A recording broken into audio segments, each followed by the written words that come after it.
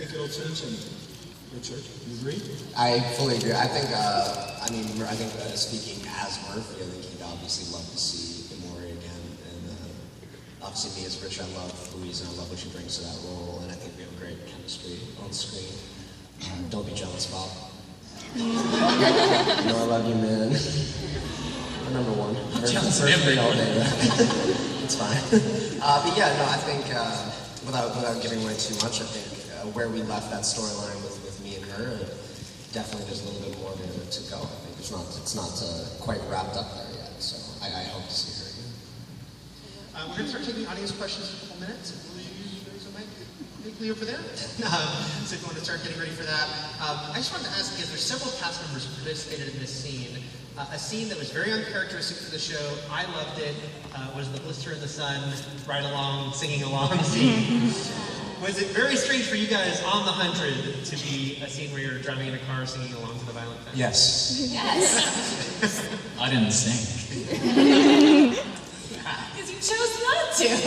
Well, actually, I think it was scripted that Bellamy doesn't. I read the Smiles script. not. I read the scripts and I followed it.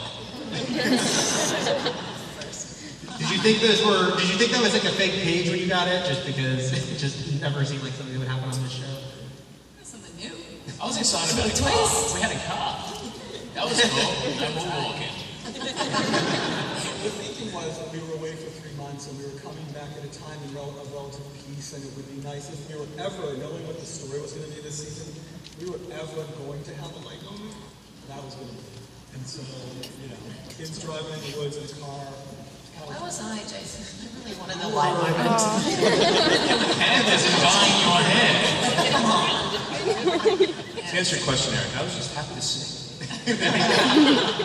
I can't wait to sing more. We're singing. Devon's EP is dropping in a month. Hey, Chris, you were there. Do you have an answer?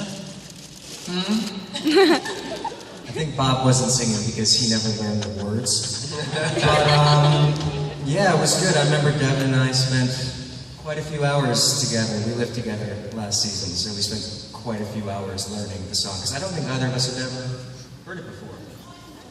Yeah, sorry. Speak for yourself, Chris. Throw you under the bus on that one.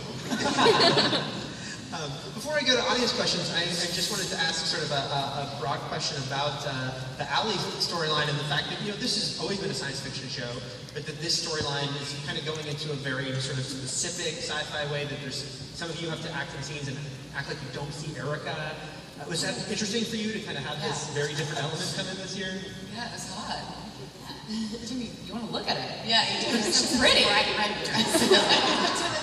It's interesting how each director shoots Allie as well, because there's many different ways of doing it, whether you go all the way through with her in it or stop and start. Pause. All right. Erica, step out. Okay, resume. Faster. It makes the Flow. it ruins the flow a little bit, but it's a fun dynamic to have, where you really just kind of block out this hologram that doesn't exist. Yeah. It's a mental projection. A mental projection. There you go. All right, guys, we're going to start taking honest questions.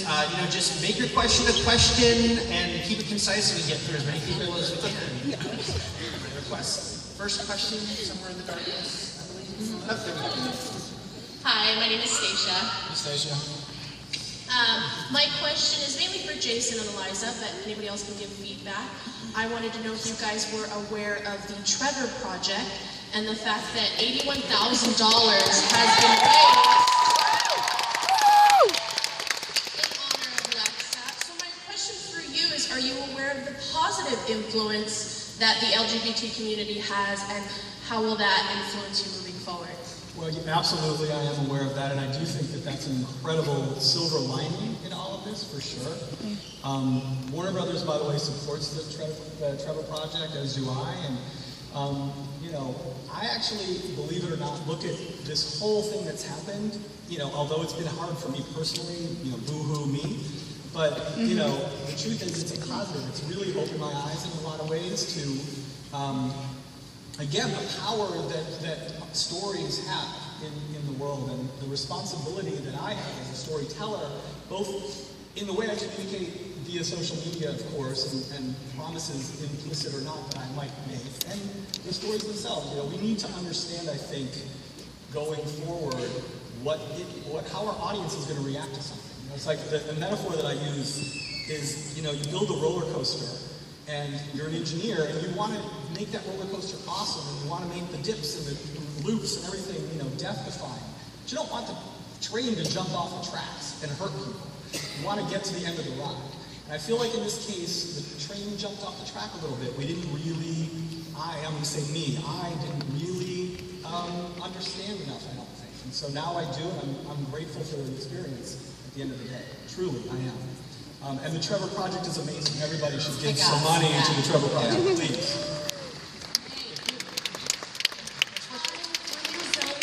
I was wondering, what was your favorite scene to film in like all the seasons? Favorite scene to film? That's tricky. Spoiler. Is this spoiler for me? Yeah, okay. So you didn't like season 1 and 2? It's already aired. Hated season 1. There's a scene that has already aired. I'm going to pass that on to someone who can think of one quick enough. I really enjoyed when Richard tried to hang me. Hang? Hang me. Hang. Yeah, that's right. Yeah, no. That was good. That was fun. I lost my voice. Yeah, you really did lose your voice. Yeah, I lost my voice. Yeah. That date, and everyone like the flu that day too. We all got Oh no, the doctor thought I had the flu, and I said no, I was hung from my neck. So then he came and started giving on everyone's shots, and he just assumed, he actually thought I had bird flu. Because I went back to Australia for Christmas. Anyway, that was fun. Well, you were hanging for like 12 hours. Yeah, he didn't seem to understand that that's a thing that we do. Yeah. That was your favorite. That's it. What? It's because I grabbed him at the end of it. Yeah, he hugged me. I spent the day. Well, the incredible sort of lucky break from that was your voice was totally shot, as it should be if you were hung. And so Yeah, it was incredible. It was wonderful, Jason. Very method. Anyone else? I liked fighting with this year. That was probably. I mean, it felt like it was all leading up to that. You know, there was a lot of tension there, and it needed to be aired. It was very emotional, and we got to cry and hug each other after, and now I guess we don't talk anymore or something. But the scene was my most favorite to shoot because the director Ed had us block it out. We don't usually get much time to do this, but we got to block out the scene several different ways, and we kind of workshopped it a little bit, which was nice. I got to spit in your face, Richard. That was. Yeah, they never even saw that though. No one got to see it. But She spat right in my face. But Richard's such a pro. We got to. How much spit? He's like, all of it. Oh, give me it. Give it all for all. I've been dreaming of this moment. And I did. Yeah. That's probably why they cut it. It was great. Too much. Too crappy. Maybe the extras. Yeah. Eliza, have you thought of that? I mean, yeah, I've got a couple. I mean, from,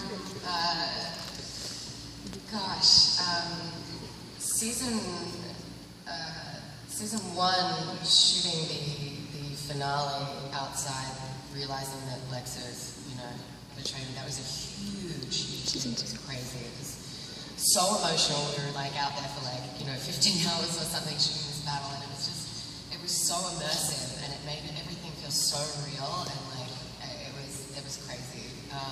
That was great. And I mean, shooting the Lexa kisses was really great as well. She's babe. It was something that I'd never gotten to do before, and it was amazing. It was like doing ever. Oh well. Let's not get into that. But on screen, it was just so it was really cool to be able to do something like that. Oh, thank you. You weren't even filming that day you were there. Anyone else before we move on? Next question. Hi, Amanda. If you could change one like negative aspect of your character that you want to see them like change going forward, what would you choose? He's too nice.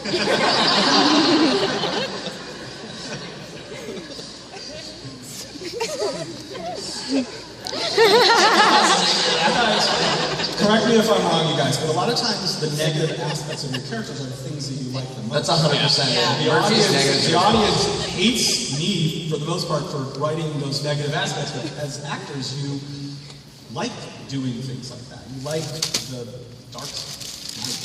Yeah, I do, definitely. Yeah. Do you agree?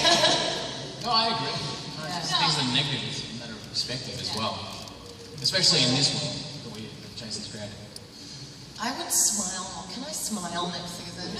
Just like a little bit. Just like, people don't know what my smile looks like unless I'm in something like this. We'll try. We'll work something out. Just give her a sing-along in the first episode. Yeah, that's it. Dream. Next question. Hi, my name is Bianca, and I just wanted to ask, like, obviously you guys can see how, like, the 100 fandom is really big, and they can, I don't know, they're really powerful, and I wanted to know how you guys, what's the word, like, how you guys, like, deal with, like, all the big impact, and, like, how do you guys, like, look at it, all the trends that everybody trends, like, I don't know how to word it, but, like, Dude, yeah, we think it's amazing. It's fantastic. I mean, it's crazy at times. Like certainly recently, like I found that I was tweeting and it was the wrong thing to say for a lot of people, and I have to like really realize that because it's been so quick for me. I went from like 5,000 followers to 300,000 followers in a very short period of time, which is amazing. Thank you guys. I went the other way. Yeah. But it's incredible the impact that you're having on people, and I think it's such a powerful platform. It's something that's very new to me, but it's like it's really cool. Yeah. I think we're all proud to have a very socially conscious fan base, and you guys all rock. Yeah. Yeah. Really rock. Hi, my name is Maya. Lindsay, you probably don't remember me. But you? Hey, girl! Hey! Richard, fight on Trojans. Fight on Trojans. Get the heck out. My question is for Bob. Remember last year? Remember last season? We're not going to talk about that. Oh, yeah. Okay. Comeback.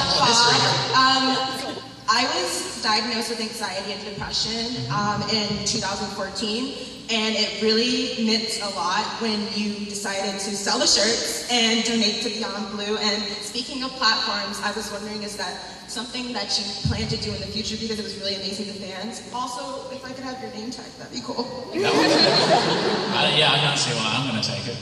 No, I mean, I think, to touch on having the social media presence and having a socially aware following and fandom in our show, it made me feel confident enough to express, and to support people with mental illness and to be able to voice that. I mean, it's something that I don't think should be taboo, and I don't think it, should, lessen your quality of life in any way, and you should be open and be able to talk about it. I would like to support it more, and I'll look into that. But I'm glad that it helped, and I think it's something that should be talked about.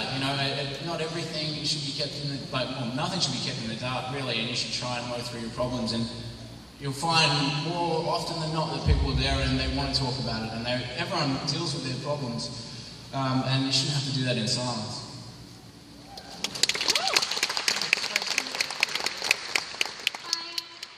I'm Kate Ware, and I was just wondering, how do you guys feel about the Blake triplets, Bradbury, Bellamy, and Boris?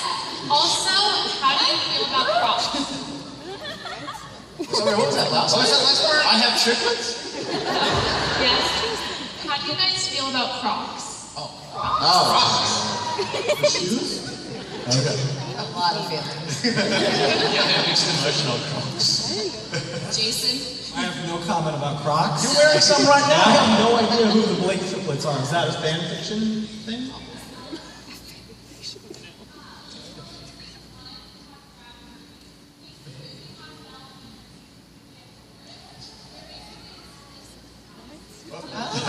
Is that the guy with the mustache that you? My guy? Yeah, who's the guy with the mustache? So it's I don't know. How do you guys feel about it? It's the first I've heard of these kids. I prefer Bradbury. Three B's. I prefer Bradbury. Bradbury? First, Season one. props. I like him because he was 3 years younger than I am today. Thank you. Next question. Hi, my name is Katie. My question is for Bob. Out of all the scenes shot that were cut from the season, which one did you want to air that didn't? I don't know necessarily if they were cut, and this is one thing that when I saw that someone said it was cut, it was actually edited, and that's just something that happens in TV shows. It touches on something that, to see that I had said that something was cut isn't necessarily true. And that is one of the dangers of social media and taking information from one place that doesn't necessarily have all the information. There are things that do have to go missing, like they get cut. We shoot a lot of stuff that doesn't often make it to air. And, we can only react and play in a scene from what has been written, and that doesn't necessarily make it to air. So, I'm sure we all have feelings about scenes that have been edited in certain ways that we have no control over. We can only play what's on the page. So, sometimes, I'd rather Jason take this one because, he controls the other one. I can tell you there's a scene that I'll talk about in a second that I wish I didn't cut. But there are lots of reasons why scenes get cut. Sometimes, a director's cut will come in. The show has to be 42 minutes long. And sometimes a show will come in like Dean White, who directs a lot of our shows. His cuts come in really long because he's a beautiful director and he's painting a picture with story and a story with pictures and so we together have to sort of squeeze it down and distill the sauce to the story. Sometimes things get cut because the lighting didn't work or there was a technical issue or who knows why. Never because performance isn't good. It's always for technical reasons. And so there was a scene between Bellamy and Octavia in episode 4 that was basically before Bellamy meets with Pike and Pike convinces him to sign up, that was designed to give us a little more insight into what was happening in Bellamy's head. That, for shitty, excuse my language, technical reasons, it got cut. And I do wish that the audience could have gotten a little bit more of insight into what was ticking up there, And so you have to understand, I'm not trying to make the show worse by cutting those scenes, I'm trying to make the show better all the time, and sometimes, they have to go for reasons like that. Last question. Hello, everyone. My question is for Jason. Why was the decision made to integrate the creative team and the fan base online and specifically into the LGBT group, which is so vulnerable and voice their concerns and fears so frequently? And I mean specifically not just answering Twitter questions or Tumblr, but specific staff members going into LGBT safe zones like forums and stuff, and going into discussions where they're brought up and saying things like, if you guys don't trust us by now, then we're not going to kill Lexa, you guys need counseling, things like that specifically. That's why we're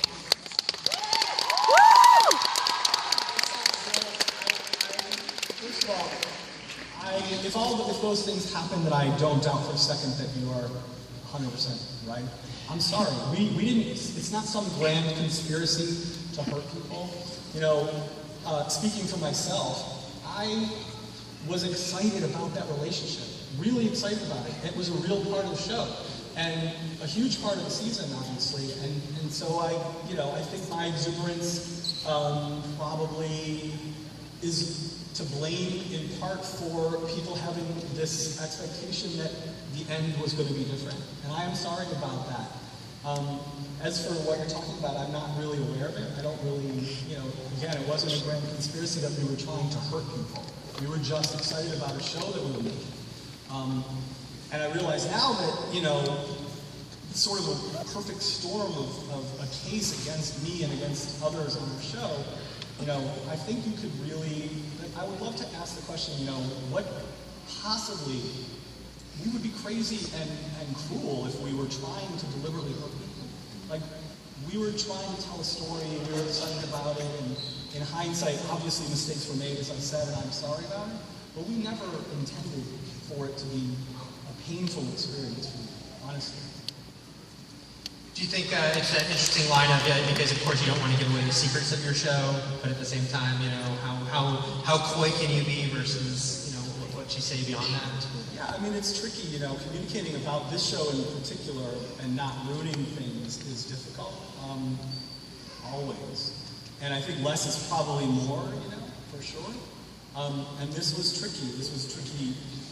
Again, you know, I understand that somebody who was crushed by this episode, by this character's death, then looking back at the things, again, speaking only for myself, things that I was saying, like, this is the best episode ever, and, you know, somebody who was crushed by it, looking back and remembering me saying, I think the best episode ever is the one that devastated me. Well, what an asshole you must think I am. But honestly, at the time that I was saying this is the best episode ever, I didn't realize that it was going to crush you. I thought it would be an emotional journey for sure. But, you know, again, hopefully going forward I can apply the lesson, you know, and be more careful, certainly, with the fans on social media. We still love you, Jason! All right, guys, thank everyone for the 100, which is coming back this Thursday for a run of 8 more episodes for the season, and then season 4 beyond that.